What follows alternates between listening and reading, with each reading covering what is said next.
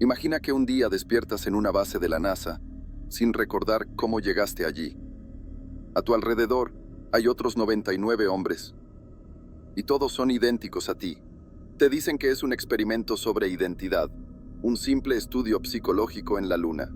Pero pronto descubres que todos piensan lo mismo, hablan igual y actúan como si fueran una sola mente. Y lo peor, lo que los controla, no es humano. Esta es la historia del experimento de los 100 clones.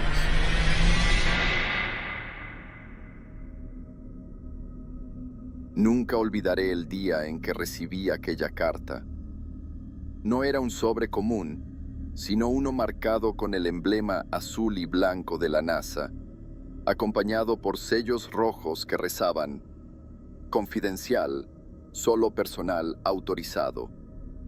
Durante semanas había estado sometiéndome a pruebas físicas, psicológicas y cognitivas en centros de investigación militar, convencido de que se trataba de una selección para futuras misiones espaciales comerciales en colaboración con SpaceX. Pero al abrir aquel sobre, comprendí que lo que me ofrecían era algo mucho más grande, o mucho más oscuro. El documento hablaba de un proyecto secreto, una misión de carácter experimental que requería hombres jóvenes, fuertes y psicológicamente moldeables. El objetivo oficial: participar en el establecimiento de un hábitat lunar subterráneo, diseñado para probar la resistencia del ser humano en aislamiento prolongado.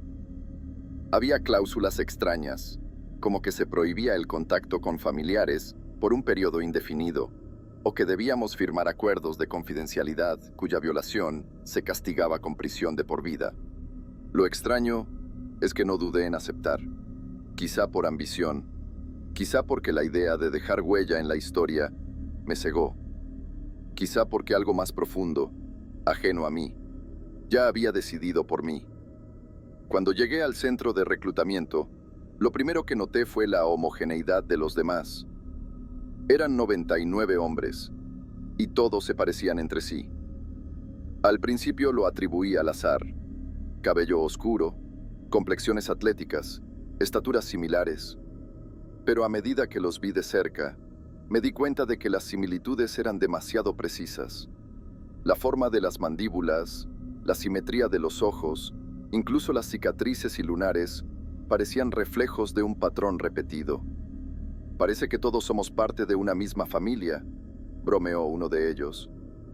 Pero nadie rió. La incomodidad era palpable, como si todos estuviéramos contemplando un espejo deformado, multiplicado 100 veces. Nos hicieron pruebas el mismo día: exámenes de sangre, estudios neurológicos, escaneos de ADN. El personal que nos atendía no vestía uniformes tradicionales de astronautas, sino batas grises, sin insignias, sin nombres bordados.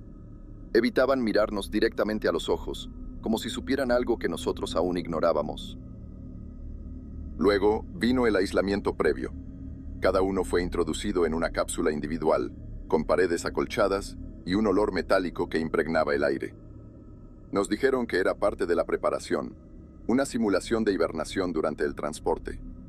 Al recostarme, una sensación extraña recorrió mi cuerpo, como si me hundiera no en un sueño, sino en un pozo demasiado hondo, un pozo del que tal vez no regresaría. Recuerdo que antes de perder el conocimiento vi una figura tras el cristal de la cápsula. No llevaba bata ni uniforme, solo observaba.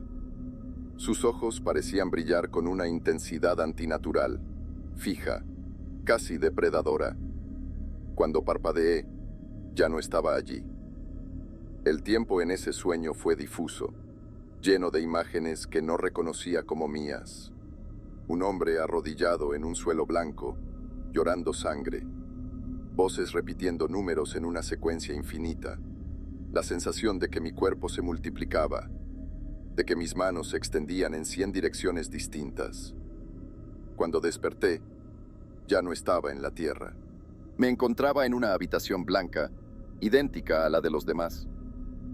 Un corredor infinito se extendía frente a nosotros, con puertas numeradas del 1 al 100. Cada uno de nosotros tenía su puerta, y al entrar descubrimos que las habitaciones eran exactamente iguales. Camas, escritorios, espejos, todo dispuesto como si una máquina lo hubiera replicado con precisión matemática. Allí comprendí la magnitud de lo que habíamos aceptado. No éramos pioneros en la exploración lunar. No éramos héroes enviados a construir un hábitat para la humanidad. Éramos piezas de un experimento. Uno de los hombres lo dijo en voz baja, aunque todos lo pensábamos. «Esto no es la luna». Nadie respondió, pero un escalofrío recorrió a todo el grupo. Y entonces comenzó lo verdaderamente extraño. Esa misma noche, mientras intentaba dormir, escuché un murmullo dentro de mi cabeza. No era una voz clara, sino como un eco, como el recuerdo de alguien más. Pero reconocí las palabras. Eran las mismas que estaba pensando en ese instante, solo que no era yo quien las pensaba. Los primeros días en aquel lugar se confundían entre sí, como si el tiempo hubiera perdido su linealidad. No había amaneceres, ni noches reales. El cielo no existía. En lugar de ventanas, las paredes estaban recubiertas por paneles blancos que emitían una luz artificial constante, fría, carente de variaciones. Solo sabíamos que transcurrían las horas porque las pantallas en nuestros dormitorios lo indicaban con números impersonales. Ciclo 1, ciclo 2, ciclo 3. Al principio, nos movíamos con cautela, explorando los corredores que unían nuestras 100 habitaciones idénticas. El espacio era enorme, pero todo parecía diseñado para confundir. Los pasillos eran tan similares que perdíamos la noción de la orientación. Era un laberinto geométrico, calculado para anular cualquier sensación de individualidad. Lo más inquietante fue descubrir que nuestros reflejos en los espejos de las habitaciones no siempre eran exactos. Una vez, al lavarme la cara, vi que mi reflejo no imitaba mi movimiento al mismo tiempo, sino con un ligero retraso, como si dudara. Otro compañero juró que su reflejo sonrió cuando él no lo hizo. Nadie se atrevía a hablar mucho de esto. Nos repetíamos que eran ilusiones ópticas, fruto del cansancio. Pero la duda crecía. El personal de la NASA, o lo que fuera realmente, nunca apareció físicamente en el hábitat. Su presencia llegaba solo a través de altavoces ocultos en las paredes. Voces metálicas nos ordenaban cumplir rutinas, desayunar, realizar ejercicios, responder pruebas psicológicas frente a terminales. No había rostros humanos detrás de esas voces, solo comandos impersonales, repetidos con precisión mecánica. Lo más perturbador fue notar que, poco a poco, nuestras respuestas comenzaban a sincronizarse. Al principio eran coincidencias triviales. 2 hombres levantándose al mismo tiempo, 3 respondiendo idénticas palabras en los tests. Pero pronto se volvió sistemático. En un ejercicio matemático, todos escribimos el mismo resultado incorrecto. En una actividad física, 20 de nosotros respiramos exactamente al unísono, con la misma cadencia, como un solo cuerpo. Comencé a temer a mis compañeros, aunque compartía con ellos cada minuto. Era como si detrás de sus ojos hubiera una chispa idéntica a la mía, un fuego que no era propio, sino compartido. La sospecha se volvió certeza la tercera noche. Estaba recostado, con el sueño negándose a llegar, cuando de pronto sentí una oleada de calor recorrer mi pecho.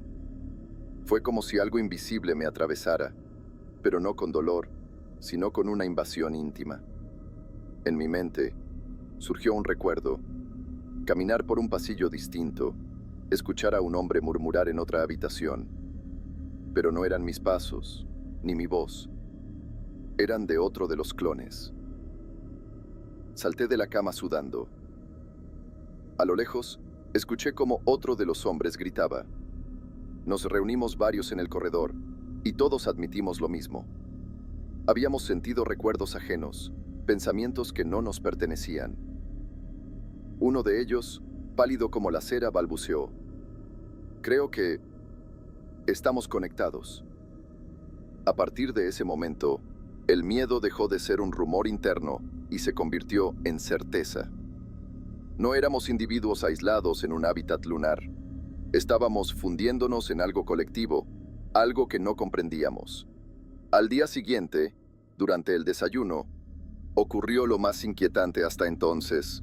Nos sentamos a las mesas metálicas, 100 hombres idénticos, y sin planearlo, sin coordinarlo, todos levantamos la cuchara al mismo tiempo, todos inclinamos la cabeza al mismo ángulo.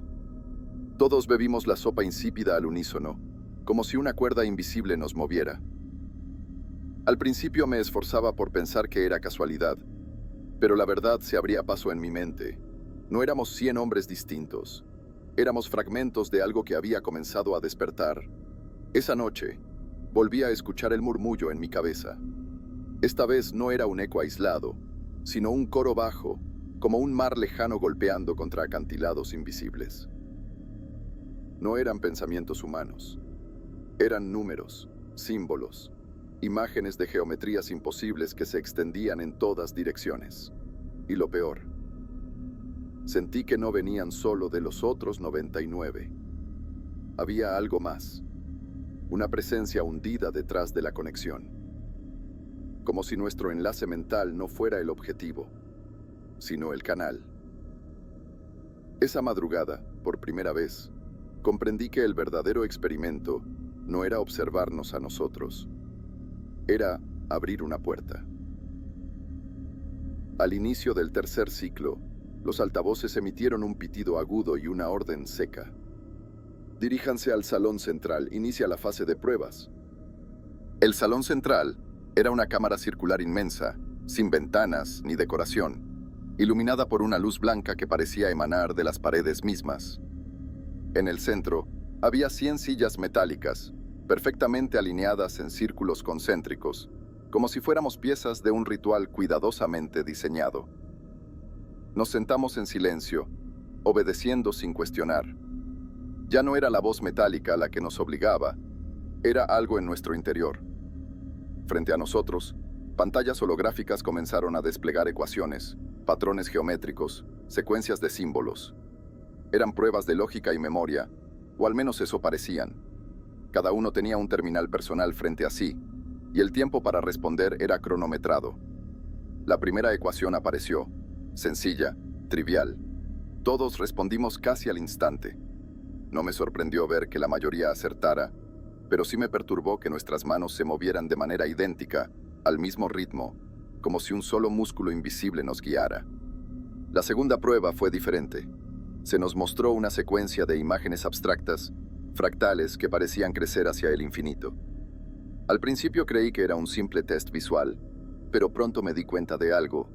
Las imágenes no eran estáticas. Se movían, respiraban, se retorcían en patrones imposibles. Y mientras las contemplaba, tuve la certeza de que algo, desde el otro lado de esos símbolos, me estaba mirando a mí. El terminal me pidió escribir la siguiente figura de la secuencia. Antes de poder pensar, mi mano ya se movía sola. Dibujé líneas entrecruzadas, formando un hexágono que se abría como una herida. Cuando terminé, miré a mi alrededor. Los 100 habíamos dibujado exactamente la misma figura. No una aproximación, no una semejanza. Era idéntica, como si hubiera sido copiada de un molde perfecto. La tercera prueba fue aún peor. Nos mostraron imágenes de rostros humanos, desconocidos. La instrucción era simple, describir la emoción que transmitían. Pero no eran rostros comunes. Algunos tenían proporciones ligeramente deformadas, ojos demasiado grandes, bocas torcidas, piel grisácea como la cera. Eran casi humanos, pero no del todo. Lo perturbador fue que, ante cada imagen, todos dijimos las mismas palabras, al unísono. Tristeza, ansiedad, hambre. No era que estuviéramos de acuerdo. Era como si no tuviéramos opción. En algún punto dejé de escuchar mi propia voz. Ya no era yo quien respondía, sino nosotros. Una sola respuesta, un eco colectivo. El experimento se repitió durante horas, hasta que el cansancio nos obligó a regresar a nuestras habitaciones. Pero el verdadero tormento comenzó en la soledad de mi celda. Esa noche soñé con corredores infinitos, con puertas que se abrían y cerraban solas. Soñé con estar en 100 lugares al mismo tiempo, viendo a través de 100 pares de ojos, respirando con 100 pulmones. Cuando desperté, supe que no eran simples sueños, porque al encontrarme con los demás en el comedor, todos describimos las mismas visiones. Y lo que era peor, algunos recordaban detalles que yo mismo había vivido en mis sueños, detalles imposibles de inventar. Éramos un solo sueño compartido, una sola mente que se desplegaba en 100 cuerpos. Uno de los hombres, no recuerdo cuál, porque su voz era idéntica a la mía, dijo en voz baja lo que todos ya sabíamos, pero temíamos pronunciar. No somos 100, somos uno. La frase cayó como un cuchillo en el silencio metálico del comedor. Nadie se rió, nadie lo desmintió. Solo bajamos la cabeza, como si admitirlo lo hiciera más real. A partir de entonces, los espejos dejaron de reflejarnos de forma independiente. Vi a mis compañeros moverse en sus habitaciones a través del reflejo de mi propio espejo, como si los cristales fueran ventanas hacia las otras celdas. Una vez, incluso vi mi propio rostro detrás de mí, observándome con ojos vacíos. Lo más terrible fue comprender que ya no había secretos. Cada pensamiento que intentaba esconder era arrancado de mi mente y compartido con los otros 99. Y lo que no era mío, también se filtraba en mi cabeza. Palabras en lenguas muertas, cánticos que parecían anteriores a la humanidad, la sensación de un océano negro y eterno rozando los bordes de nuestra conciencia. Aquello ya no era un experimento científico, era un sacrificio disfrazado de investigación. Esa noche, mientras intentaba resistir el coro creciente en mi mente, comprendí que estábamos cayendo en una trampa, paso a paso, como ganado conducido hacia un altar invisible. Es que ya no estaba seguro de escapar. No sé cuándo empecé a perder mi nombre. Al principio, todavía podía repetírmelo en silencio, como un mantra, como un amuleto para no disolverme.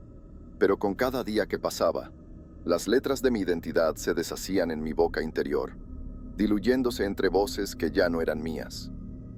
A veces lo recordaba. Soy Daniel, soy Daniel. Pero otras veces me escuchaba diciendo que era Mark, o Thomas, o alguien más.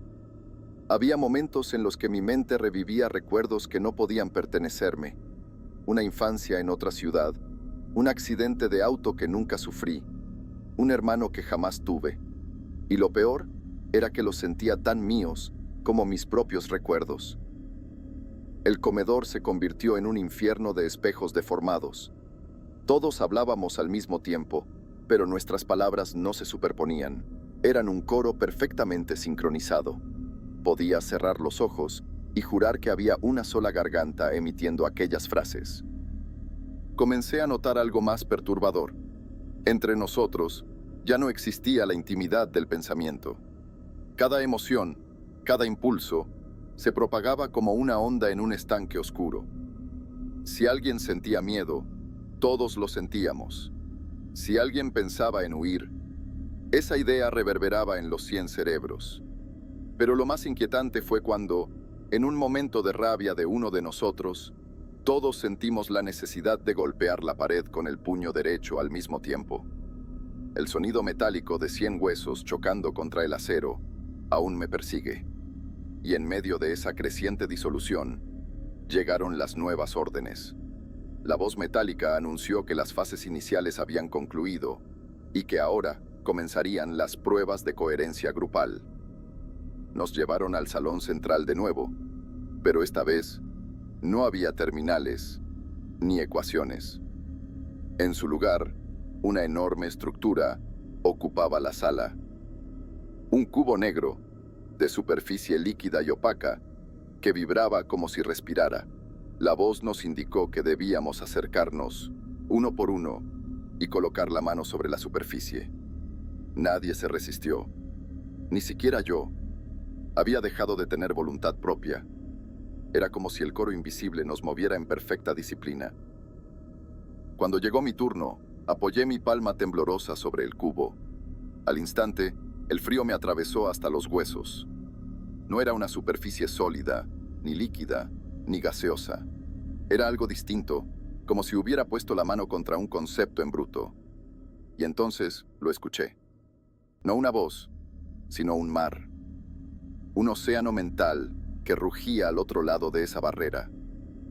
Un coro de pensamientos tan vasto y antiguo que mi mente casi colapsa al contacto. No era humano, nunca lo fue. Retrocedí con un grito ahogado, pero cuando miré alrededor comprendí que no había gritado. 100 gargantas habían abierto la boca al mismo tiempo, emitiendo un sonido idéntico, un eco perfecto de mi desesperación. Esa noche, el sueño colectivo se volvió insoportable. Ya no soñábamos con pasillos ni con espejos.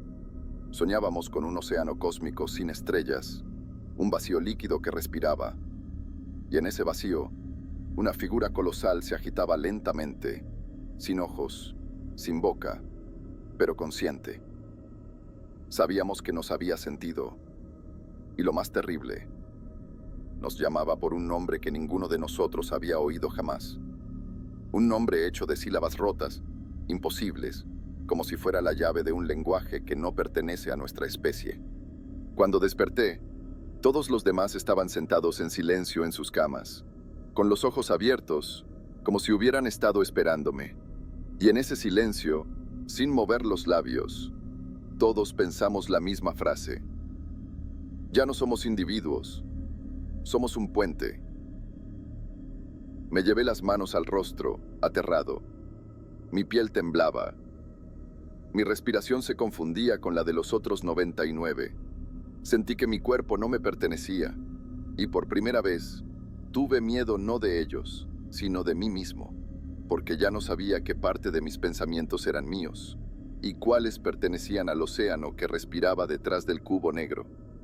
No recuerdo haber comido, ni haber dormido entre la cuarta y la quinta fase. El tiempo comenzó a fragmentarse como un espejo roto, y lo que antes eran días distinguibles, se fundieron en una continuidad amorfa, marcada solo por la voz metálica y el cubo que nos observaba desde el centro del salón central. La voz anunció la siguiente etapa con una calma mecánica. Fase de resonancia. Inicia la manifestación. Nos condujeron nuevamente al salón. Esta vez, las sillas habían desaparecido. Solo quedaba el cubo, que ahora no era del mismo tamaño. Había crecido.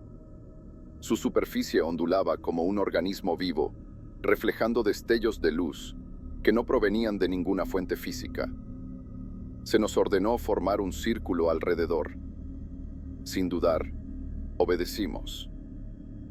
Fue entonces cuando comprendí, o quizá cuando nosotros comprendimos, que ya no éramos sujetos de prueba, éramos antenas, conductos, canales a través de los cuales algo más intentaba abrirse paso.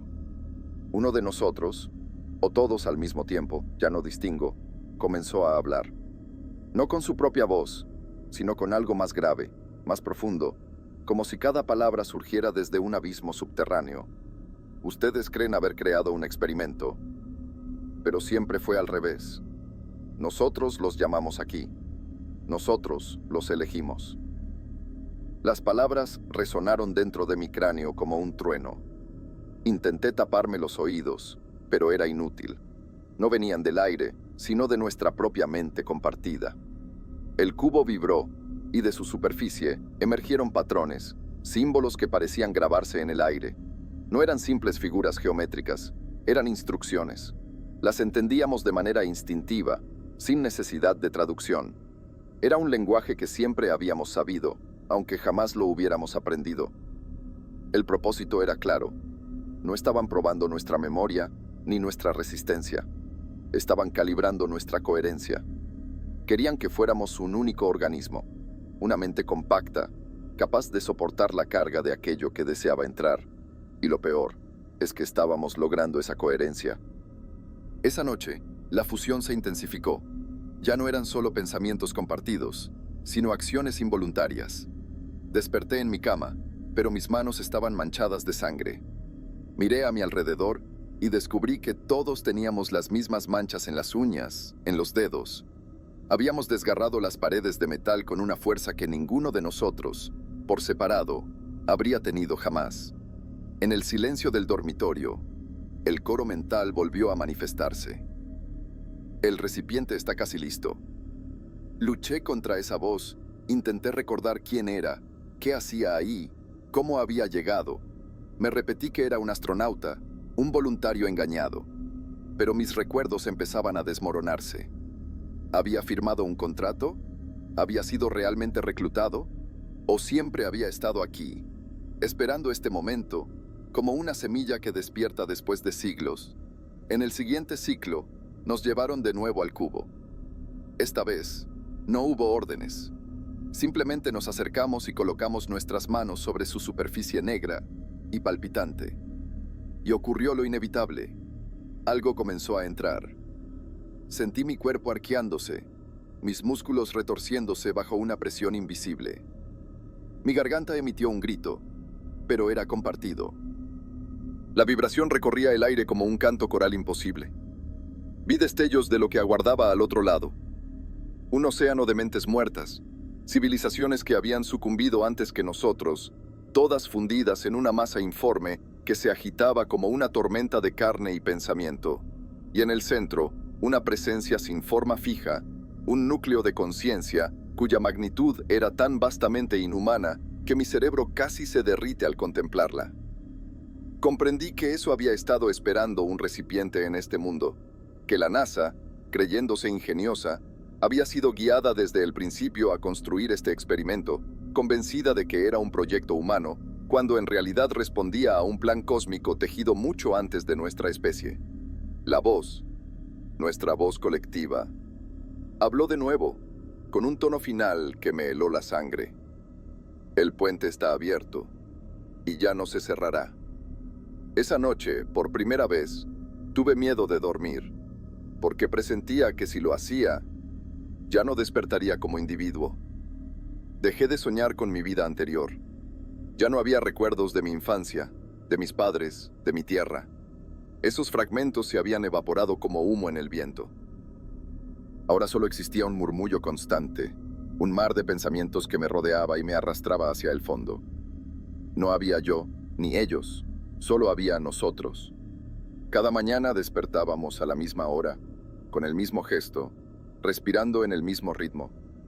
El latido de nuestros corazones se había sincronizado en una cadencia imposible, como si todos compartiéramos un mismo órgano vital, repartido en 100 cuerpos. A veces me tocaba el pecho y sentía que no era mi corazón el que latía, sino el de todos los demás. La NASA ya no era un actor en nuestra historia. Los técnicos, los científicos que nos observaban detrás de los cristales, se habían reducido a sombras irrelevantes. Los veíamos moverse, anotar cosas en tabletas, pero sabíamos que sus decisiones eran ilusorias. No eran ellos quienes dirigían el experimento.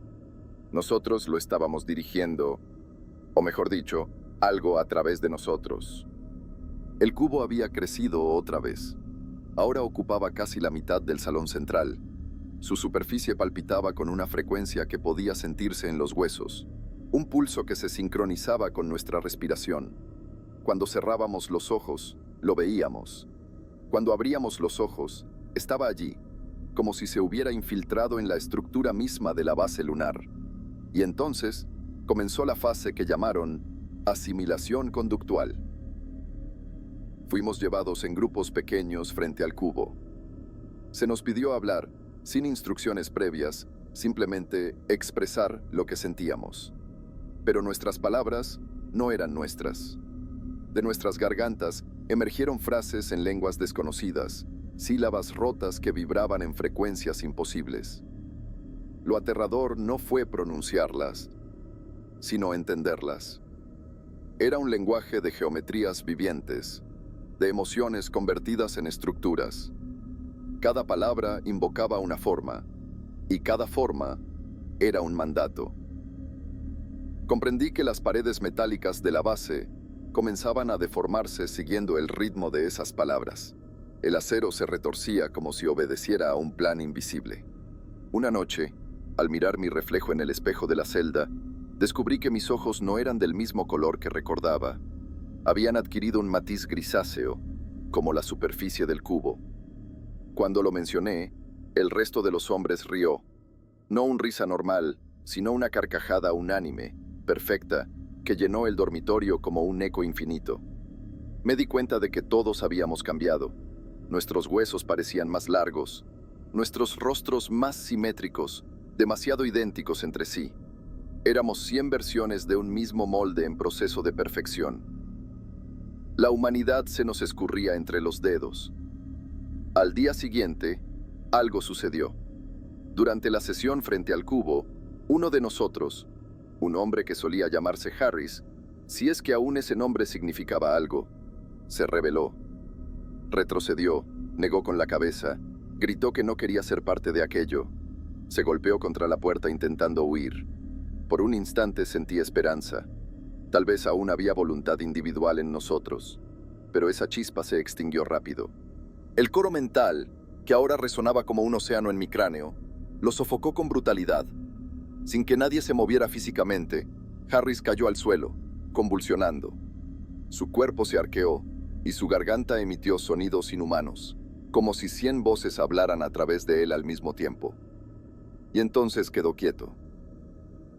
Cuando volvió a levantarse, sus ojos ya no tenían pupilas. Eran 2 esferas negras y lisas. Se unió al círculo sin pronunciar palabra. Comprendí en ese instante que la resistencia no era posible, que la disolución no era un destino opcional, sino el único final escrito desde el inicio. El puente no se abriría parcialmente. O todos éramos uno, o ninguno sobreviviría. Esa noche, no soñé con pasillos ni con océanos. Soñé con la Tierra, vista desde la superficie lunar. Pero el planeta no brillaba azul y blanco como solía. Estaba cubierto de una sombra gris, un velo que se extendía lentamente sobre los continentes, y el coro dentro de mí susurró una frase que me heló el alma. El recipiente se expande. Muy pronto, todos serán uno. Desperté gritando, aunque no supe si fue mi garganta la que gritó o las otras 99 al unísono. No sé si escribir estas palabras tiene sentido. Tal vez no soy yo quien las escribe. Tal vez es el eco de una conciencia mayor usándome como pluma.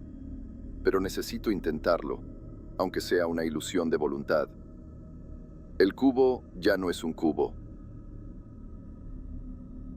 Durante la 7ª fase, lo encontramos transformado en una esfera negra y palpitante, suspendida en el aire sin soporte alguno, emitiendo destellos de luz que no iluminaban nada, como si se tratara de reflejos de un sol invisible. Su tamaño había superado el de cualquier sala de la base. Sin embargo, allí estaba, encajado de un modo imposible, como si la realidad misma se hubiera deformado para darle espacio. La voz metálica ya no sonaba. Los altavoces guardaban silencio desde hacía días. No era necesario. La orden emanaba directamente desde nosotros mismos. Nos reunimos alrededor de la esfera.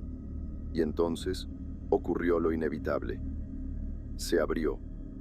No como una puerta, ni como una grieta física. Era un desgarro en la percepción.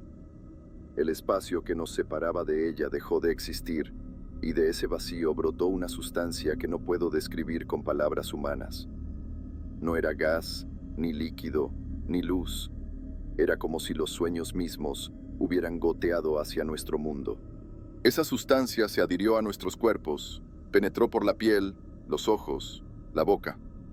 Sentí que me llenaba, que reescribía cada célula con un lenguaje que no estaba hecho para la carne. Y no fui el único. Los 100 experimentamos la misma transformación al mismo tiempo. Nuestros huesos crujieron al unísono. Nuestras espaldas se arquearon como ramas bajo tormenta. Vi cómo los rostros de mis compañeros se estiraban y fusionaban, como si fueran máscaras derretidas que buscaban encajar en un rostro mayor. Era como presenciar la escultura de un dios prohibido, tallándose a sí mismo a partir de nuestros cuerpos. Y entonces apareció. No dentro del salón, sino a través de nosotros. Una sombra colosal se proyectó en el aire, un contorno que no obedecía a geometrías humanas. Su forma cambiaba sin cesar. A veces parecía un enjambre de alas, a veces una ciudad imposible, otras una criatura hecha de raíces y ojos sin párpados. Era todas las cosas y ninguna. Su voz, si es que así puede llamarse, retumbó desde el fondo de nuestro cráneo. Por fin, un canal. Por fin, un cuerpo divisible. Comprendí entonces lo que realmente éramos. No clones, no hombres. Éramos fragmentos de un solo organismo, esparcidos en 100 recipientes para dispersar el peso de su conciencia.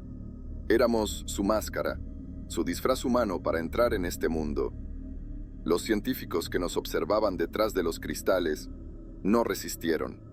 Sus cuerpos se doblaron como muñecos de trapo.